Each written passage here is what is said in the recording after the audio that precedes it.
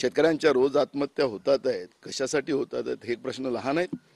बेरोजगारांची परिस्थिती जी काही अवस्था निर्माण झालेली आहे हे प्रश्न लहान आहेत. लोकांना 2 टाइम खायला मिळत नाही, गरीब लोकांची अवस्था गंभीर आहे महागाईमुळे, हे प्रश्न लहान आहेत. हे हाय व्होल्टेज ड्रामे निर्माण करून सातत्यानं जनतेचे प्रश्न डायव्हर्ट करण्याचा कार्यक्रम जो बीजेपी करतो आहे, आम्हाला तुमच्या मालकांबद्दल नाही, हा जो भाजप स्तंभ जो झालेला चौथा स्तंभ त्याच्याबद्दलचा आमचा आक्षेप आहे. जनतेचे प्रश्न हे महत्त्वाचे आहेत. आमचे नेते राहुल गांधीजींनी कन्याकुमारी ते काश्मीर जी पदयात्रा केली 3,500 किलोमीटरच्या वर, मग ऊन असेल, पाऊस असेल, बर्फ असेल, याच्यातून यात्रा गेली. त्याच्यामध्ये जे काही जनतेचे दुःख त्यांनी जाणून घेतले, ते 1 पैशाचं राजकारण केलं नाही. त्यावेळेस अनेक हाय व्होल्टेज ड्रामे करण्याचा प्रयत्न त्यावेळेसही बीजेपी स्तंभाने केलेला होता. पण आमचे नेते राहुल गांधींनी एक शब्द पण या हाय व्होल्टेज ड्राम्यावर बोलले नाहीत. त्यांनी सातत्यानं जनतेचे प्रश्न घेऊन पुढे गेले. काँग्रेसची भूमिका स्पष्ट आहे आणि म्हणून आम्हाला हाय व्होल्टेज ड्राम्यामध्ये पडायचं नाही. कोणाच्या व्यक्तिगत जीवनात काय लफडे आहेत, काय आहे त्यांचं त्यांनी बघावं. त्याच्यामुळे मी त्याच्यावरची कुठली प्रतिक्रिया आमचे प्रवक्ते देतात हेच तुम्हाला सांगतोय. काँग्रेसची भूमिका स्पष्ट आहे, मात्र या सगळ्या प्रकरणात तुम्ही प्रदेशाध्यक्ष असताना तुम्ही थेट स्पष्ट भूमिका करणं तांबेंबाबतीत अपेक्षित आहे, मात्र तुम्ही हे सगळं बोलणं टाळताय. अरे मी काय टाळत आहे?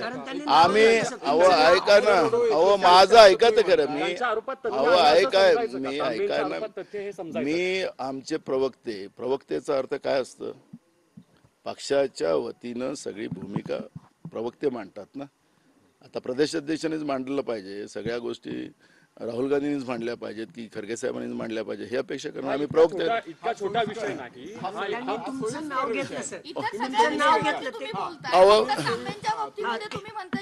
आता बोललं ना, तर तुम्हाला त्याच्यात समाधान नाही झालं प्रवक्त्याचे, ऐका तर, तुम्हाला प्रवक्त्याच्या समाधान नाही झालं तर मग मी तुम्हाला हाय व्होल्टेज ड्रामा कसा होता मग त्याच्यावर सांगेल. चला मग मी सगळे कलावंत मग सांगा. मी इकडे बघा, मी परवा पण सांगितलं की हे जास्त पक्षाच्या अंगावर आणू नका. परिवारातला वाद आहे, हा जास्तच अंगावर आणला तर माझ्याजवळ खूप मसाला आहे असं मी सांगितलंय. म्हणून मी ऐका ना, मी माझ्याजवळ खूप मसाला आहे, मला त्या लेवलवर जाऊ देऊ नका असं मी परवा पण इशारा दिलेला आहे. ते तुम्ही पाहिलं ना, तुम्ही काय अजून सांगितलं तर ते तुमचं झालं जातं रेकॉर्ड. मला ऐका तर का? अरे ऐक ना, मी तेच सांगत आहे तुम्हाला. मला नाही जायचं तेवढ्या ह्याच्यात.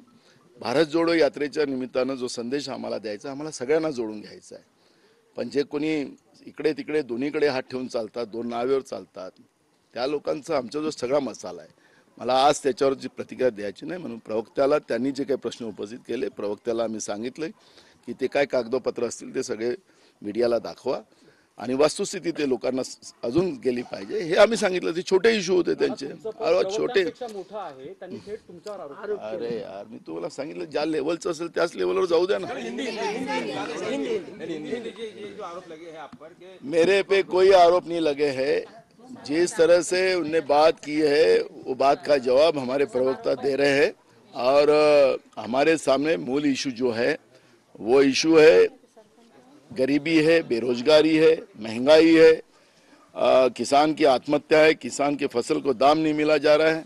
जिस तरह से अदानी समूह ने झूठे पेपर दिखाकर LIC और बैंकों को लूटा है, संसद में भी सरकार चर्चा करने को तैयार नहीं है. ये सब इशू हमारे लिए महत्व के और उस इशू के लिए हमारी लड़ाई शुरू है. 6 तारीख को हम लोग एक बड़ा आंदोलन पुणे में करने जा रहे हैं. पूरे राज्य में, पूरे देश में बैंकों के सामने और LIC के सामने हम लोग प्रदर्शन करने जा रहे हैं. और इस तरह से आम पब्लिक के पैसे, पसीने के पैसे कोई अगर लूट रहा है और सरकार उसको सपोर्ट कर रही है तो कांग्रेस उन लोगों की लड़ाई रास्ते पे लड़ेंगे. ये भूमिका हमारी है. देश में टीका हो रही है कि भाजपा इस बारे में बात करने को रेडी नहीं है. बिल्कुल, भाजपा अभी संसद में इस बारे में चर्चा करने की मांग की. हमारे नेता खरगे साहब ने भी राज्यसभा में इस बात को रखा. जिस तरह से उपसभापति हो, सरकार हो, इस पे बात करने को तैयार नहीं है. क्या मित्रों को क्या देश की जनता का पैसा लूटने को मित्रों के लिए सरकार बनी है? ये आम लोगों के मेहनत से और उनको जो सपने दिखाए गए थे, वो सपनों के आधार पर लोगों ने इनको वोट मारा था बीजेपी को. क्या उनके ही पैसे लूटने के लिए इनको सरकार में भेजा था? और ये सवाल हम कांग्रेस की तरफ से पूछना चाहते हैं, लेकिन संसद में भी इस पे चर्चा करने के लिए तैयार नहीं है बीजेपी. मोदी सरकार नहीं है और इसलिए अब रास्ते की लड़ाई हम 6 तारीख हम लोग खुद पूरे देश में LIC और बैंकों के सामने आंदोलन कर रहे हैं। क्या आने वाले चुनाव में एक जो यहाँ पे होने जा रहे हैं बाई इलेक्शन, उसमें महाविकास आघाड़ी एक साथ है? क्योंकि कल तो आपने प्रेस कॉन्फ्रेंस लेके बात कही थी, लेकिन कहीं तो ऐसी आशंका पैदा होती कि ऐसा अगर चल रहा है तो कुछ तालमेल नहीं है। मुझे ये नहीं लगता कि अभी महाराष्ट्र में किसकी सरकार है, ईडी की सरकार है, एकनाथ शिंदे और फडणवीस की। तो ये दोनों जगह में और विधान परिषद में एकनाथ शिंदे के कई उम्मीदवार दिखे क्या? उसका सवाल कभी किसी ने किया नहीं।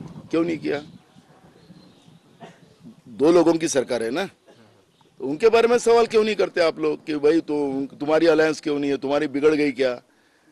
मूल सब्जेक्ट है कि हमारी कल मीटिंग हुई, हम लोगों ने डिसाइड कर लिया है और आज नहीं तो कल हम डिक्लेयर करने वाले हैं। तो हमने कल भी कहा था कि महाविकास आघाड़ी करके ये चुनाव हम लड़ेंगे।